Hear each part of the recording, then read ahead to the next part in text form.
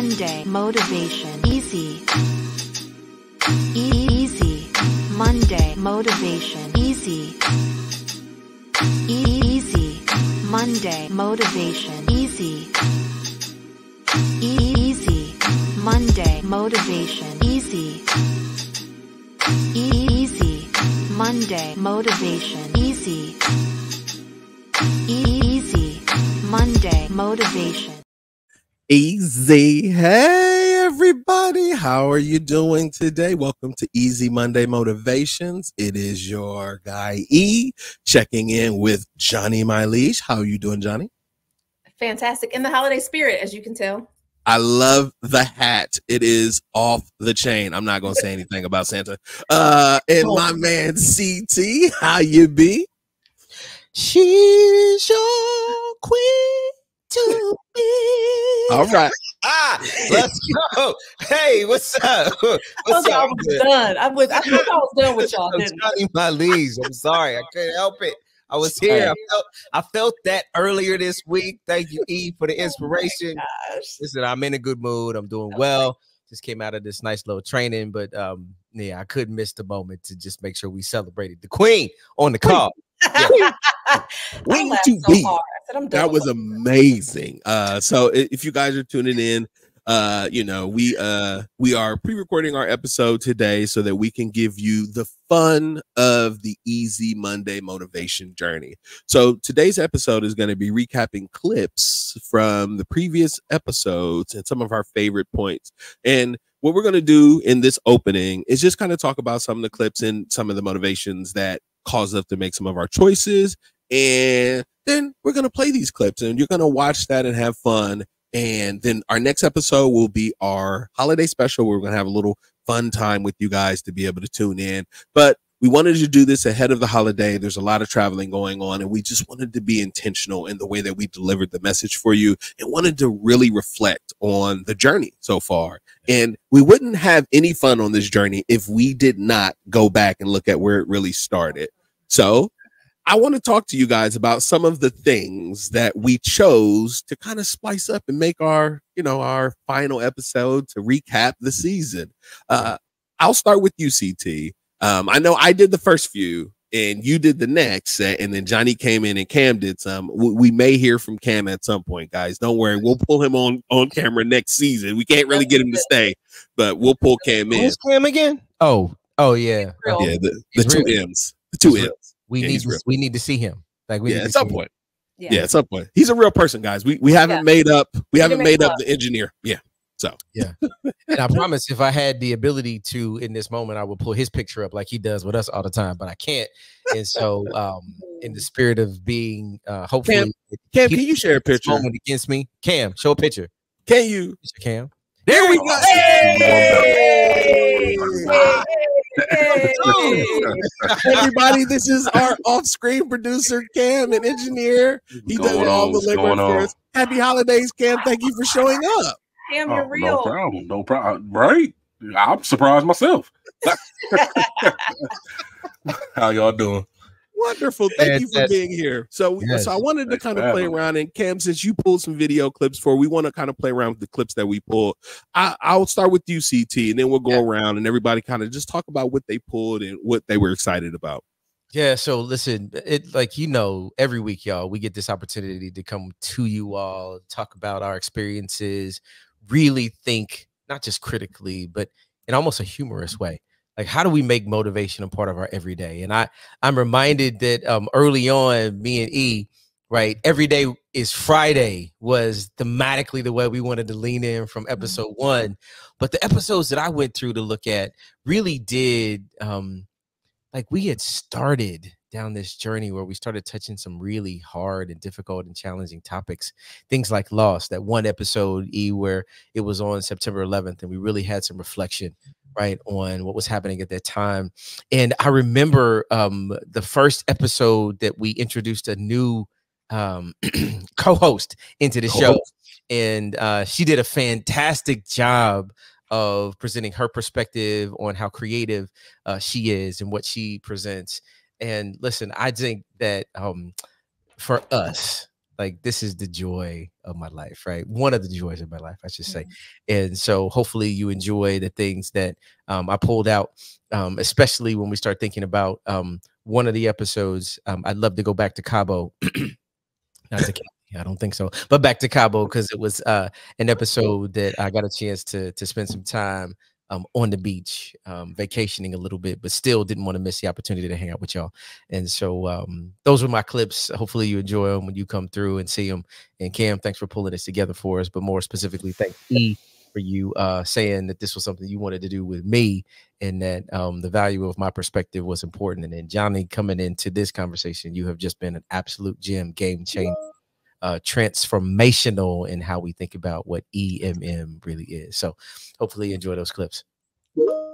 I 100% agree. I think that the idea was great in the beginning, but once we actually got on, I mean, the first episode, we had a Montgomery Monday, like we went in, and like the conversations we were having, the perspective that you bring, CT, was just amazing. And we know each other outside of this place, and it was just a natural step for us to do this, right?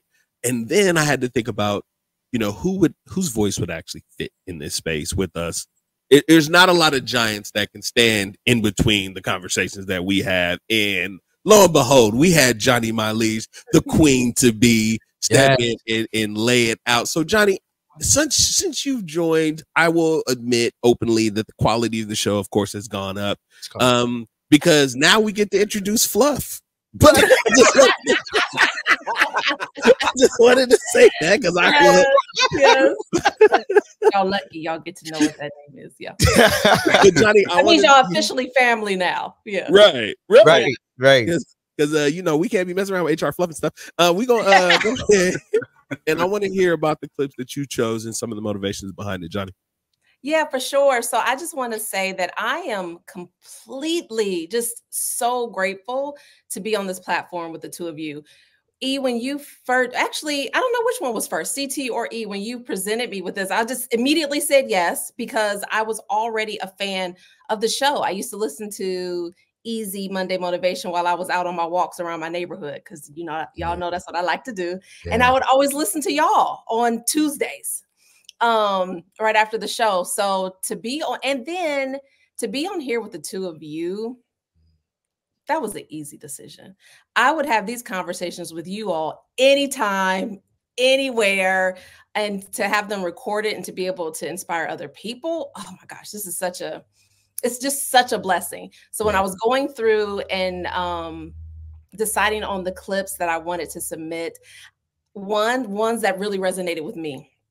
Right. There were some times that everybody drops these beautiful nuggets that carry me throughout my week. And so I wanted to share that with everyone. And then two, there were some that was just silly and fun and funny and really captures the essence of everybody on this on this platform.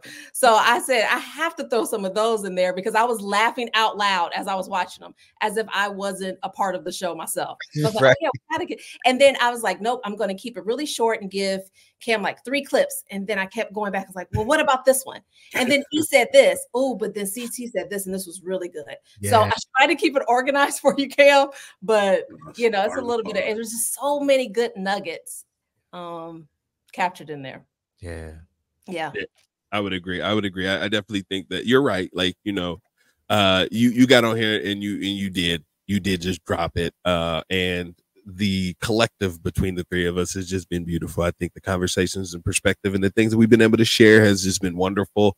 So I'm very excited about both of your clips. I am, because I know I kind of looked at y'all's clips. I ain't gonna lie. I went back, I looked at some of the clips. Yeah, I had to, because I was interested to see like what clips y'all chose, and be like, because you had one where it's like, oh, this should be a closer. And I had to watch it and be like, why she think that? And then like I did go back and kind of watch you guys' clips. To give me inspiration to be like, yes, I love this. I think we all picked good things that had great content together. Cam, I got to come to you because like the guy ladies and gentlemen, you don't understand how important the guy in the chair is, right? A lot of people skip past the guy in the chair. If you think about a movie, right? And the actors go, they have their scripts, the screenwriters write those, right? You know, you got the people who work, you know, the production team that has to build all of the sets and all of these things. There's all of these people in the background of a movie that do all of the real hard work to make the movie believable. The guy doing the CG is the one that really made the Avengers movies the best. He is. And he probably got paid the least and had the shortest amount of time to work.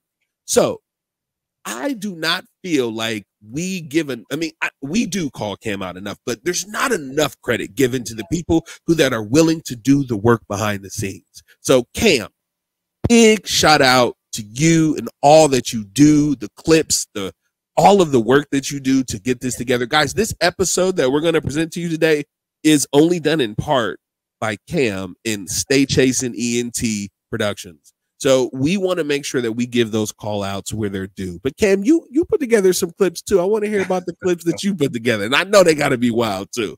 He didn't tell audience. He didn't tell us which clips he was putting out. Nah, he didn't. He was sneaking. He got ours. So good point, CT. Good point. I mean, y'all know how I work behind the scenes. So everything's got to be a mystery with me. But first and foremost, I definitely want to shout y'all out and thank y'all for bringing me along on a journey, and allowing me to really realize my passion and what I've been wanting to do and putting me in a position to do that. So thank each and every one of you for that. And y'all have all been inspirations to me in my growth and just what I want to do. So I definitely appreciate everything you do without you even knowing. So as far as my clips, it's some comedy. It's a comedy. So for me, I get motivation through laughter. And when I see the amount of joy that you all have when you're on screen together and when you're talking, and you know, the little random pop-ups that we have throughout the show, or you know, the little quick jabs or cuts and things like that. So I focused a lot on those, just to break up some of the serious tones, the serious moments of the show. And all that. My personal favorite moment on the show is definitely going to be featured tonight. No. I know what that is. I think. I think I know what that is. You know that's going to make the cut. You know, and it's going to follow up. It's going to be beautiful. It's going to be beautiful because it's going to come right after our whole mask off section where he was wearing the certain he was. And then now he's going to take the mask off. Who approved this? Hold on, I want who approved this? Well, I mean, it was talked about what series or what clips I would have, what episodes I would have, and it just so happens that those episodes fell to me. So I appreciate that. We have to approve each other's clips.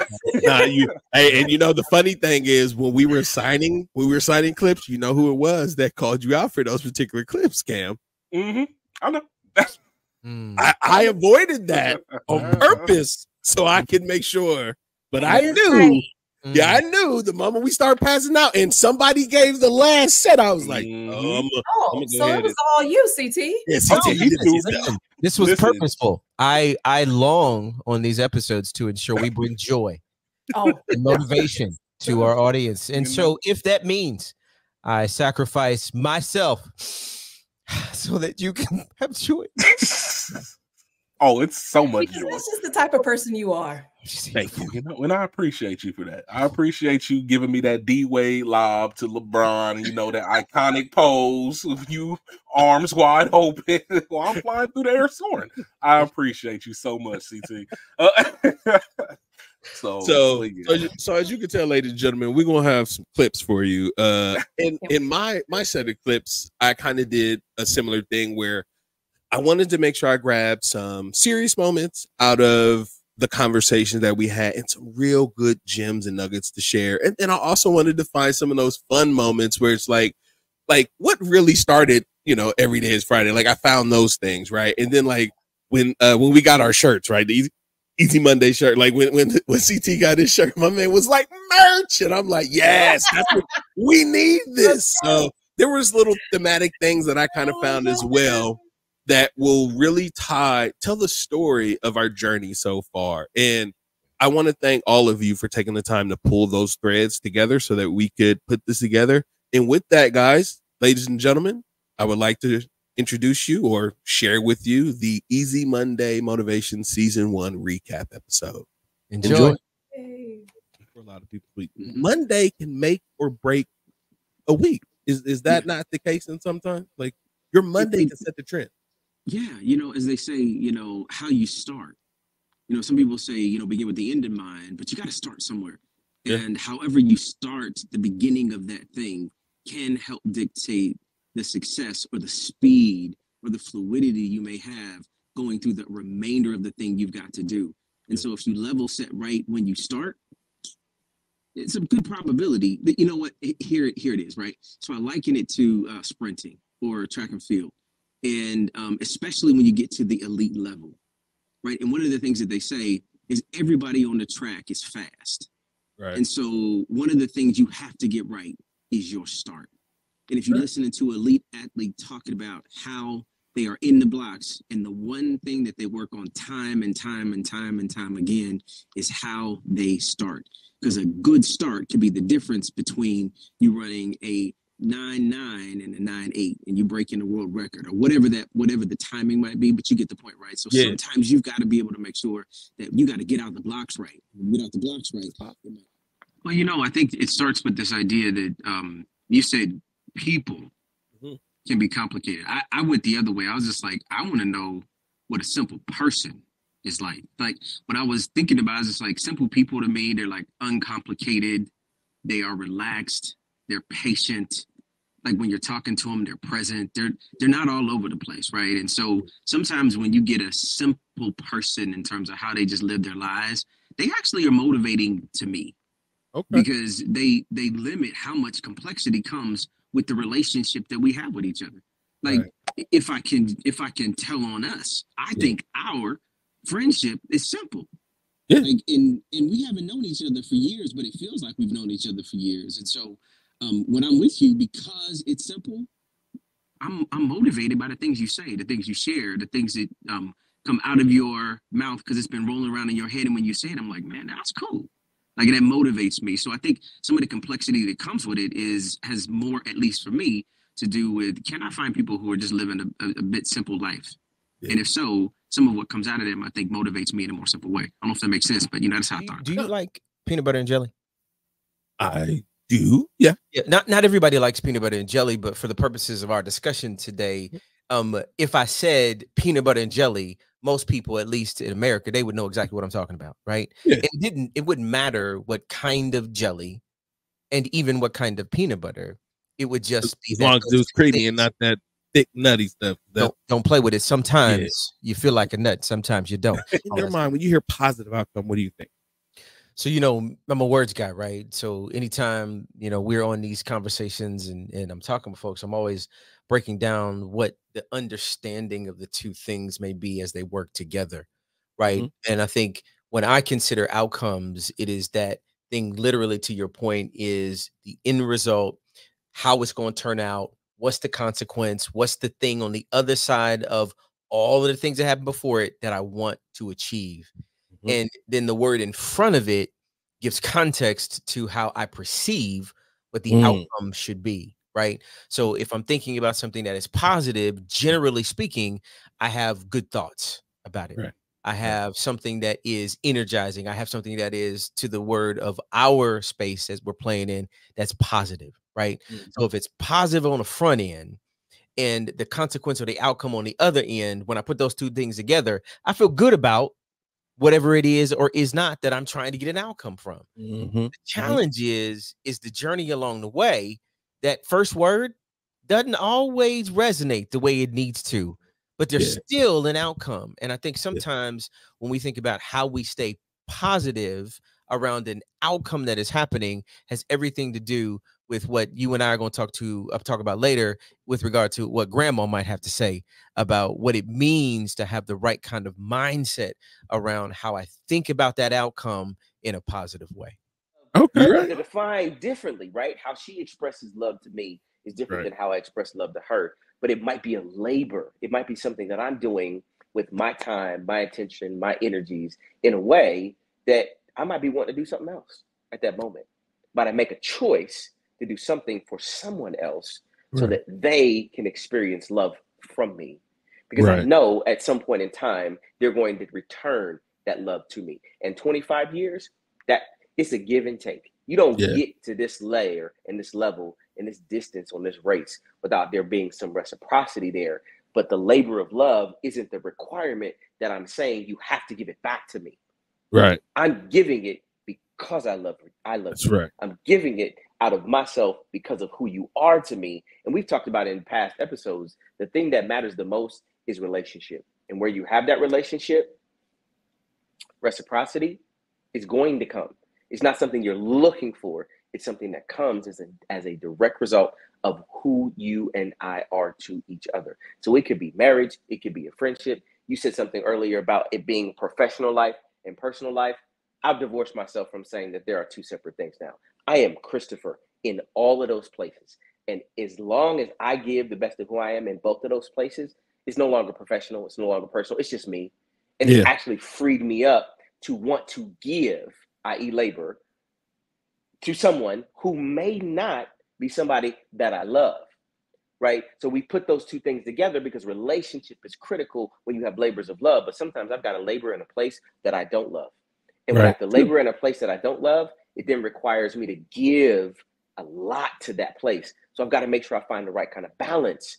Because if I'm giving, if I'm laboring at work and I don't love it, that means I can't give as much labor as I need to when I'm home. The idea would suggest that the thing that I lost, I had some connection to it. Like if I lost your pen, I would have no feelings about it.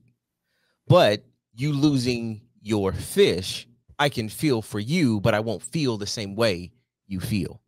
So sometimes when we are attached to a thing that we've created value in, when it's no longer there, we feel it different. Yeah. And when we feel that thing different, it is much harder because it's possible, and maybe I'm getting ahead of us, it's possible that there was a necessity for me to lose something so I could gain something else. That is true. I don't want to go too fast because I want to make sure I stay in the lane around this concept of loss. And so to the extent that I do believe that oftentimes loss hurts more because we place some form of value on it, whether it is money, whether it is a relationship, whether it is something that if my house caught on fire and I lost my home, albeit all of the things that can be replaced because I have insurance, there are some things that I'm connected to, that I personally have an attachment to, that if I lost it, I'd feel some kind of way about it. And even if somebody replaced it with something similar, it's not what it was from its original design. So for me, I think when I think of loss can be motivating, but in this instance, it doesn't feel good. Yeah. When I lose something, especially if I've created a value around it. Yeah, okay. No, and I can agree with that. I definitely agree that we do place value on things which inherently would impact us more if we lost at things. Versus motivation in loss.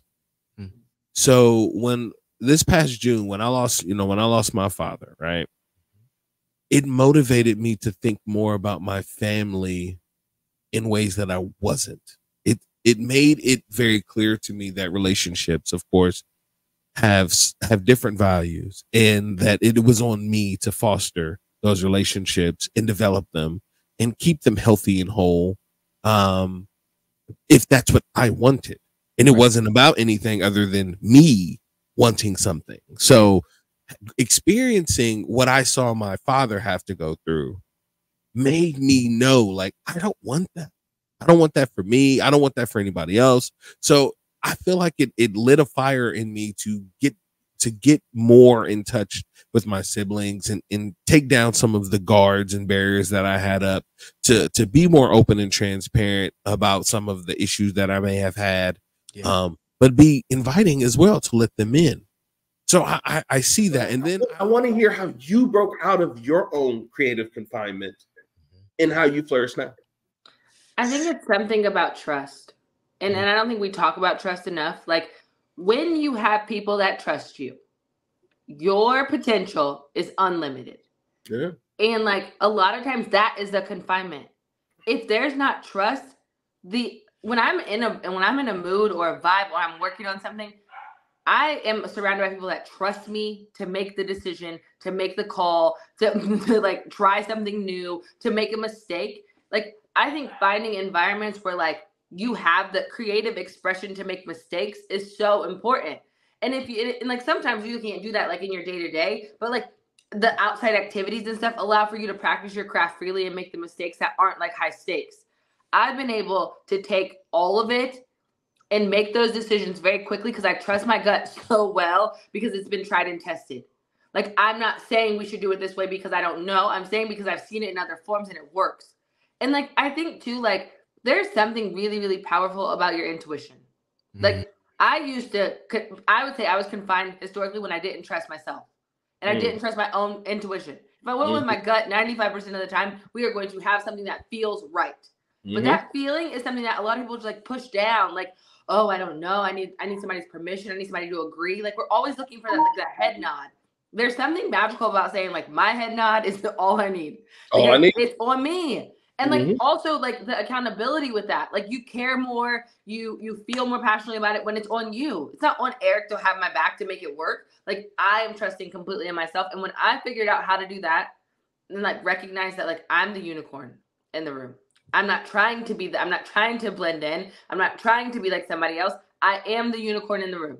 And that is something I'm so proud of, but also I own it. Like, when you own that level of creativity and you own the fact that you do something different and you think different, everybody just allows for you to do that because they trust it, because you own it so well. So that's been my motto, is just be the unicorn in the room.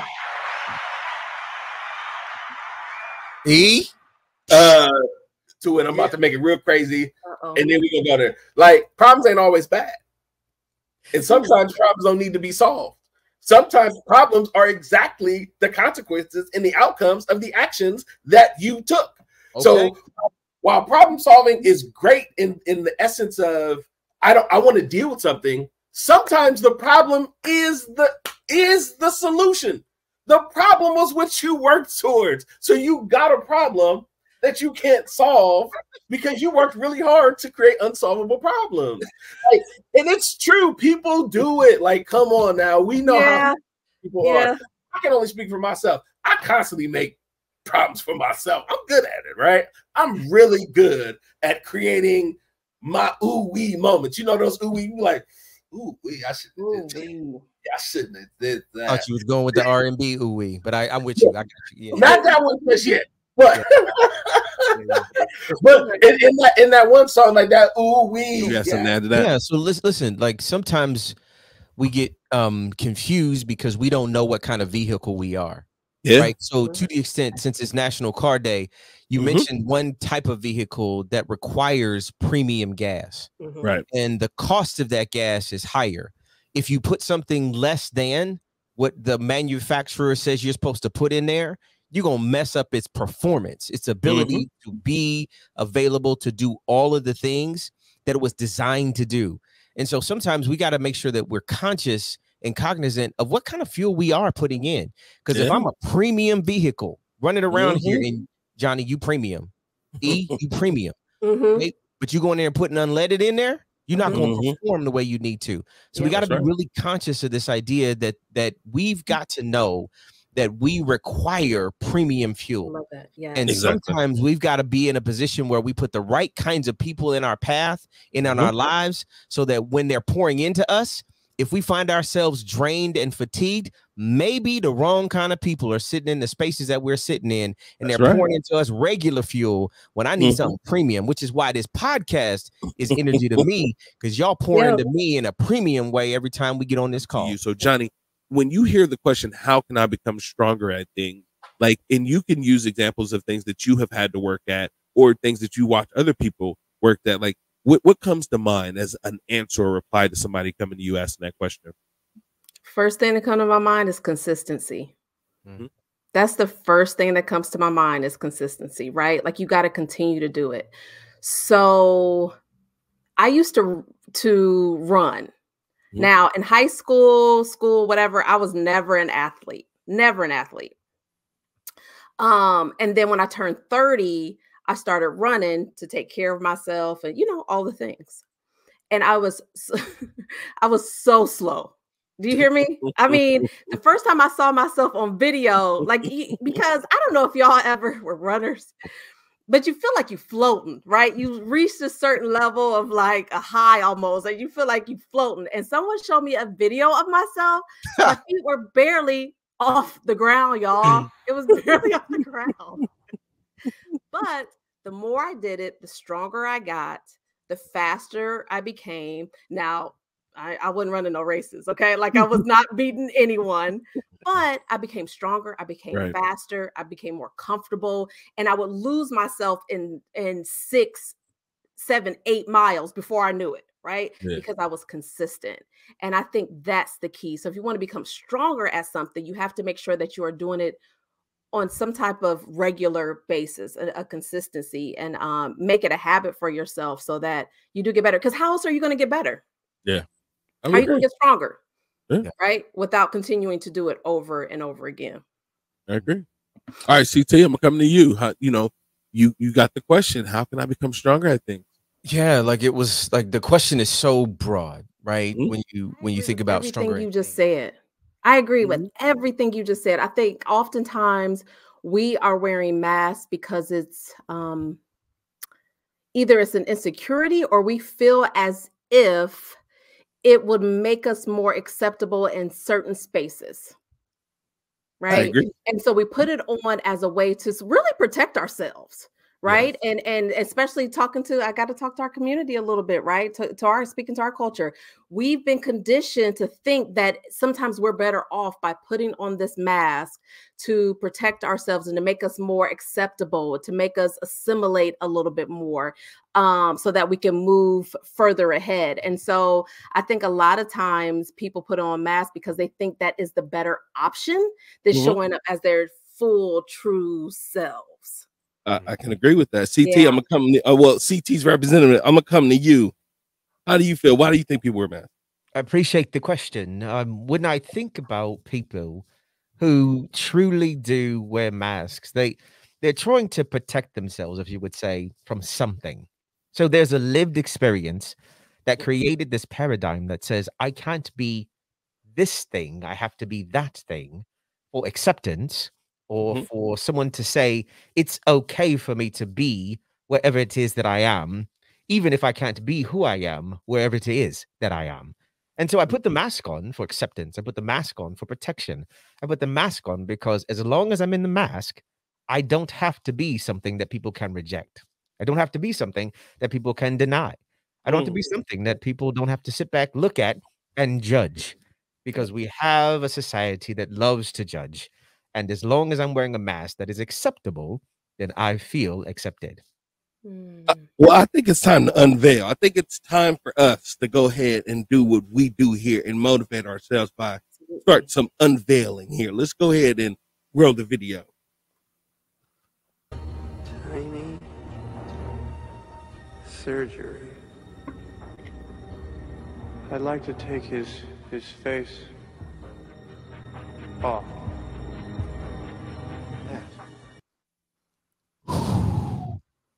Hey man, somebody, because of some things that transpired this past weekend. So I'm gonna ask you to flip your and there's a song that you owe us. So ladies and gentlemen, friends of the pod, I want to let you know today that it is both a sad and joyous day, because we're joyous because Christopher keeps his commitments and his promises.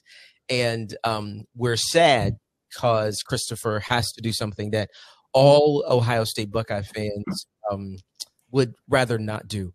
the gentleman who is behind the scenes, the producer, they spell his name with one M. We use two M's, but the M he wants us to focus on today is the University of, and I have to say the name, Michigan.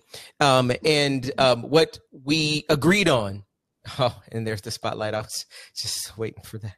What we agreed on is that I would do a version of their fight song. And so here's the best I think I can do.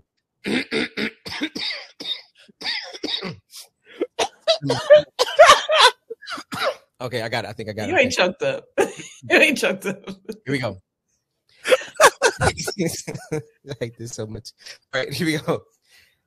Hail to the victors valiant, hail to the conquering heroes, hail, hail to Michigan, the leaders and best. Hail to the victors valiant, hail to the conquering heroes, hail, hail to Michigan, the champions of the West. Go Blue! All right. For our regularly scheduled program. Yeah, thank you, CT. Thank you for being who you are. That was big of you. I mean, because we know that it does take ass. It is time to ask Grandma, what would you do? So CT, I'm coming over to you.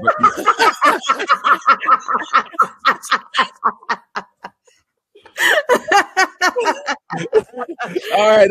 Oh, this is true. I cannot. I love this. I love it. You ain't got nothing, Johnny? I'm just saying. All right. So check it. So Grandma, like every week, like this is my favorite section too. And when I think about what would Grandma do, you all know this is a 97-year-old grandmother who is just the most amazing woman on the entire planet. And she used to write acronyms in our names when she would send birthday cards, etc. And for this show, for this episode, our word today is circle. And I thought about, Johnny, that when I think about the circle, I was thinking, how might we build a circle? How might we know that our circle is good? How our circle is strong? So when I think about my circle being strong and how I'm motivated by it, I first in that seed means these are people I can count on. Was the song say, count on him through thick and thin, a friend that will never end. When you are weak, I will be strong. Help. Anyway, so like you've got to be able to count on the people who are in your circle. That's how you begin to know that your circle is strong. The I in this circle is they inspire you. They inspire you to be better. They inspire you to think outside the box. They inspire you that even when you are down, they lift you up. But they can't do that without the R. And the R is rich. Now, I'm not saying I don't want a rich friend. I'm not saying that having somebody in my circle with a little paper isn't a bad thing. I want them to be rich in knowledge. I want them to be rich in love. I want them to be rich in the things that I'm not rich in, so that when they come to me, they can inspire me with the richness of their wisdom, the richness of their perspective, the richness of how they love and care for me. And if I need their support in money, they've got it. The C is sometimes in that circle, you've got to have somebody who can check you. You've got to have somebody who can check yourself before you wreck yourself. You've got to have somebody who's going to come correct and tell you what it is. They've got to be able to be in that circle to say, E, you're messing up. Johnny, you're not doing right. Christopher, I heard what you said, but you were wrong. And when you said it, and if you have that person who can help you come correct, then what that does for you is the L, and it helps you level up. Like sometimes we feel stagnant in our lives and we're stuck in these places because we're dealing with people who are on our same level. And sometimes you need to have somebody in your circle who is past where you are, who can help you get to where you ultimately want to go and where you want to be. And when you have that, you know what it becomes? Easy. Monday motivation. Like, it becomes easy to function in your circle because you know that you got people you can count on who are there to inspire you, who are rich with information, with context that allows you that when you mess up, they correct your tail so that you can get to a place where you level up. And when you level up, you get on shows like Easy Monday Motivation, where life is not complicated, where you can laugh, you can have fun, and on Mondays you can be motivated. I would also say that I have been the ridicule of being the light. I have been, I have been the problem for somebody before. And I can understand how you can internalize some sort of envy or jealousy because of other people's light. I can conceptualize some of the problems that comes from being under someone's light, because there's a part of this that I think all of us aren't really looking at. Whenever there's a light, it tends to cast the shadow somewhere. Now, are we really thinking about sometimes that there may be shadows that we create by being the light bearers, and we don't even recognize it? So I'm pushing you guys to be like, yes, I get it, you're the light, but do you take responsibility for the fact that light creates shadows as well? You going out doing your thing may create shadows in spaces you're not aware of. Wait. No, come on, CT. Say what I'm thinking. Now, come on. Go ahead, go for it, Johnny. I'm gonna give a little bit, and then Johnny, I do want you to amplify some of this. Like, go for it. We gotta go back to this idea that light has a purpose. It does, right? And the purpose of light is to illuminate or to shine in a way that allows you to now see something that you could not see before. So it's curious that you might suggest that a shadow might actually be something, maybe negative. But you know what's funny about a shadow? Depending on where you're standing in proximity to where the light is shining, it can then determine whether the shadow is bigger or smaller. So depending on how you are standing in the position that you're in when the light is shining on you, you could see whatever the shadow is as something that is small or something that is towering over you. But then you've got to be responsible to say, what's the story I'm telling about the shadow? Because the shadow isn't real. It is only an image that is being projected because there's light shining on it. Can I get an amen in the room? Right? Sometimes we have to have light to shine on what's happening in our lives. So we can see it and be able to acknowledge, wait a minute, there's something I need to change, something I need to fix, something I need to address. And it doesn't mean it's good. It doesn't mean it's bad. It just means that if, back to your point earlier, my friend, that if light is shining on something that is supposed to be growing, if I'm thinking about a plant and the concept of photosynthesis, it needs a little light to grow. I'm not going to try to go too deep with our words here, but you need a little bit of light to, there it is. Like, watch this now, E. Some of the plants that you may have, even in your fish tank, it takes a special kind of light, because not every light is going to be able to do the work necessary so that the fish can now understand that the environment that I'm in is good for me because the light's been given to it is going to help me. Like, the plant, it's amazing every week, you know what I'm saying, to go back and look at the work that we've done. And I'm very grateful to both of you for, joining this journey with me and having fun on a Monday and making Monday Friday, because we've turned Monday's head for everybody. People are pumped to come and see us on Monday. So it's always wonderful to be able to jump on here with you. But CT, I wanted to come to you and I'm like, man, my God, guys, did you get the, did you see the, in that thing where you did the, and John, and then CT, and then guys, that was amazing. I can't believe that we've put together all of that content in this short amount of time. TT, didn't it start like August? Instead of this moment is like, instead of thank you, Grandma, thank you, Cam. Thank you, Cam. Cam, what you got? Right? I got a clip show for y'all. That's what I got. Yeah, that's what you got. Thank you, Cam. Yeah, thank you, Cam. Thank you, Cam, for putting together this for us, and thank you guys for taking the time to really source these things. And we look forward to 2024 to give you guys more. So with that, I'm going to give you guys the opportunity to sign off for the year and pass out the cheer. I'll go to you first, Cam, who's never on screen with us. So we'll let you, we'll let you sign us out for, tell everybody goodbye. Bye. All right, guys. So you know that Cam will not be on camera again. He pulled a Russell Simmons on. He did. Like that Comedy Jam moment. Just thank each and every one of you. Not only the individuals on screen, but the fans, the viewers. Because honestly, without you viewing and tuning in every week, the show wouldn't be what it is. The amount of growth that we've had, and I try to express this to each and every one of them, has been incredible.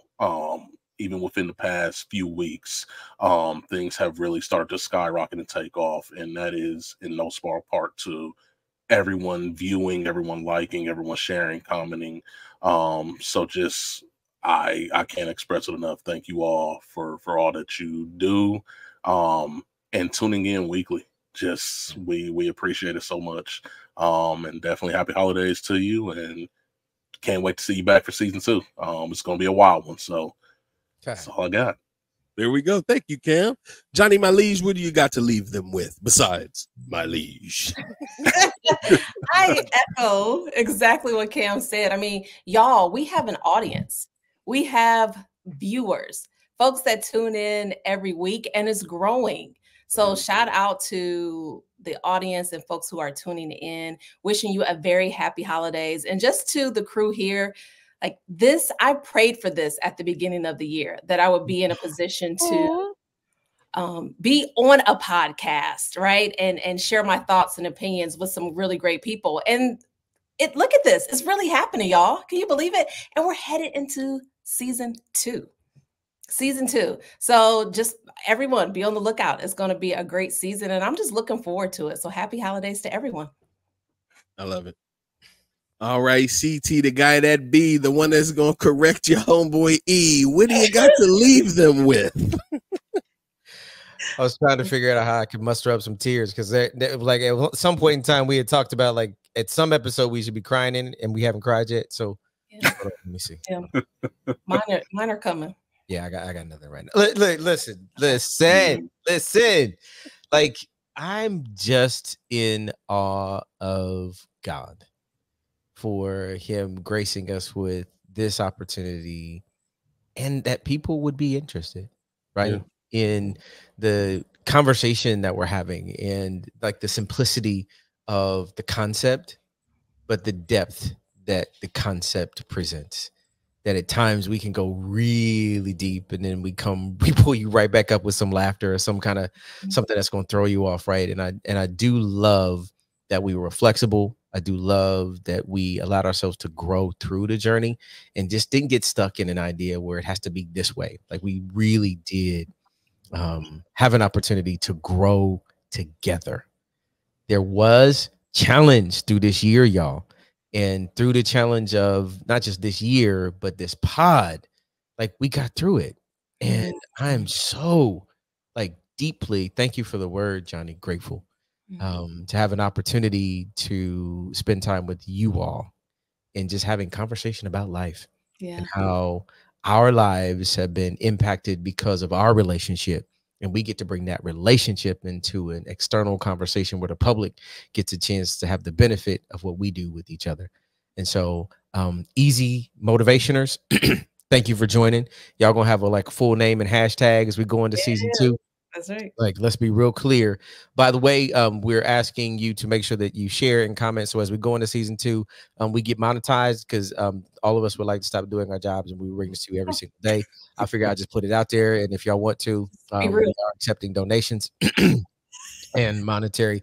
If you are listening and you are a multi-millionaire and you'd like to invest, we are open to have you invest into this particular pod and the people on this pod. We will not disappoint you. Thank you so much for that commercial break. And now back to our regularly scheduled program, like easy. Come on. In my inspiration. And when I think about every Monday where I get a chance to pause like my regular life and come into this space with y'all, it's just been a real blessing. So thank you, Cam. Thank you, Johnny. Most especially thank you, E, for thinking of me. See that rhyme? I was trying to get bars like you, for thinking of me and letting us go through this journey, at least to get this journey started. Now I'm looking forward to the next stage. I love it. I love it. Well, there's not much else that I can echo after all of that. You guys hit all of the marks. Yes, like, share, comment, follow. You know, we're looking for sponsorship and all of those things. So everything CT said is right. I think the only thing that I'll add to this is we absolutely love what we do. And that's the reason why we show up for you guys every single week. We're intentional with this, and we didn't meet lightly. Like, he's right.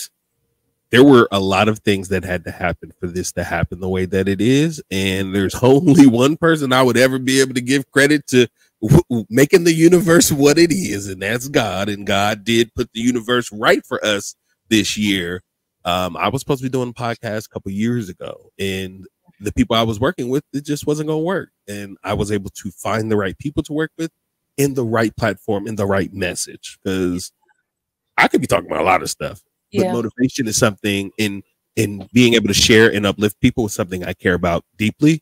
Yeah. So this was the perfect place for me to be exercising my talents and skills with the perfect crew. So, ladies and gentlemen, right now, if you're tuning in, please give it up for the Easy Monday Motivation crew. I want to go ahead and do that.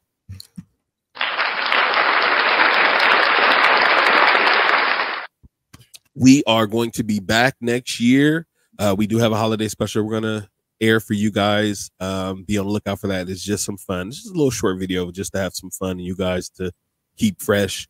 But with that, you know what it is. You can just chill until the next episode. Happy holidays. See you guys next year. Peace. Peace. Peace.